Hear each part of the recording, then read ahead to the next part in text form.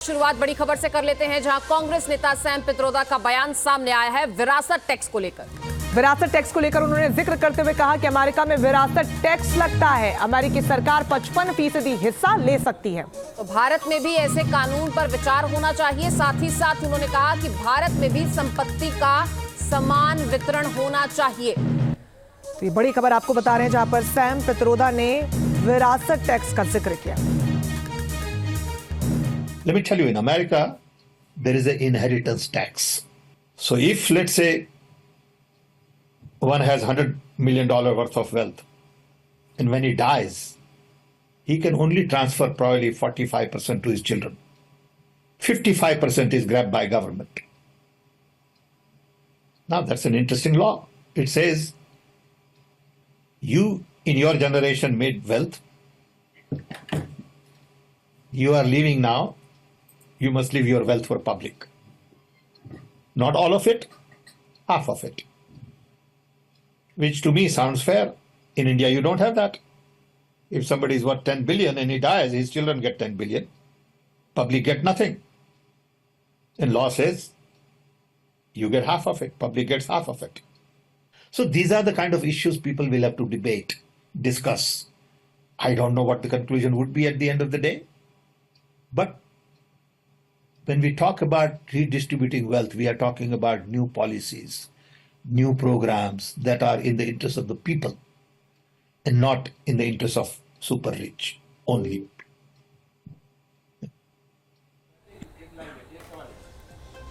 तो उसी से जुड़ी बड़ी खबर सामने आ रही है। पित्रोदा के इस बयान पर बीजेपी नेता अमित मालवीय का पलटवार देखने को मिला। उन्होंने कहा कि कांग्रेस ने भारत को बर्बाद करने की ठानी है।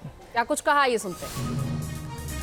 पित्रोदा के बयान पर बीजेपी नेता अमित मालवीय ने पलटवार करते हुए इस बयान को लेकर कहा कि कांग्रेस तो भारत को बर्बाद करके मानेगी।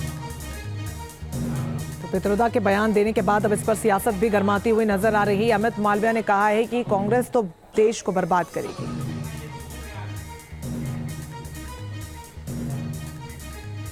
और इसी पर बीजेपी प्रवक्ता आरपी सिंह हमारे साथ जुड़ चुके हैं। आरपी सिंह साहब, इस लॉ पर बात हो रही है, विरासत कानून पर बात हो रही है, भारत में इसको लेकर क्या कुछ स्थितियां हैं और इस बयान को लेकर आप क्या कहेंगे?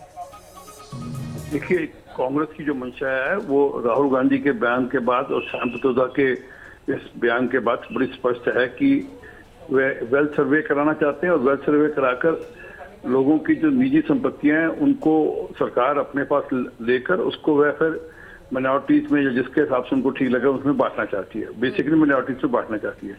और ये मनमोहन सिंह जी ने कहा भी था, देश के संसाधनों में पहला अधिकार मुसलमानों का है। ये उनके भाषण में है, 2006 के भाषण, दिसंबर 2006 के भाषण में भी उनका है।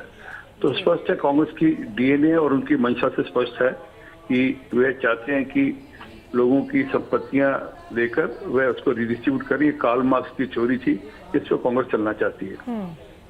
चलिए, बहुत शुक्रिया आपका हमारे साथ जुड़ने के लिए। तो आरपी सिंह साहब कह रहे हैं कि कांग्रेस की मानसिकता ही ऐसी है कि वो उनकी संपत्ति को लूटना चाहती है। इस बीच बड़ी खबर सामने आ रही है। पित्रोदा के बयान से कांग्रेस ने अब किनारा किया है। सैम पित्रोदा ने जो कुछ कहा वो उनका निजी बयान है। जयराम रमेश का ऐसा कहना है। सैम पित्रोदा अक्सर ही अपनी बातें कहते हैं और लोकतंत्र में अपनी बात कहने का अधिकार सबको है, तो ये उनका निजी मानना है, उनकी निजी सोच है, ये कहते हुए नजर आए जयराम रमेश। तो ये कहा जा सकता है कि कांग्रेस अब इस बयान पर बैकफुट पर है। बिल्कुल, कांग्रेस इस बयान से किनारा करती हुई साफ तौर पर नजर आ रही है, क्योंकि जैसे ही सैम पित्रोदा का बयान सामने आया, बीजेपी की तरफ से पलटवार भी देखने को मिला, जहां पर बीजेपी ने कहा कि कांग्रेस तो चाहती है देश को बांटना, लेकिन ऐसे में अब कांग्रेस ने उनके इस बयान को निजी बताते हुए अपना पलड़ा जाल लिया है।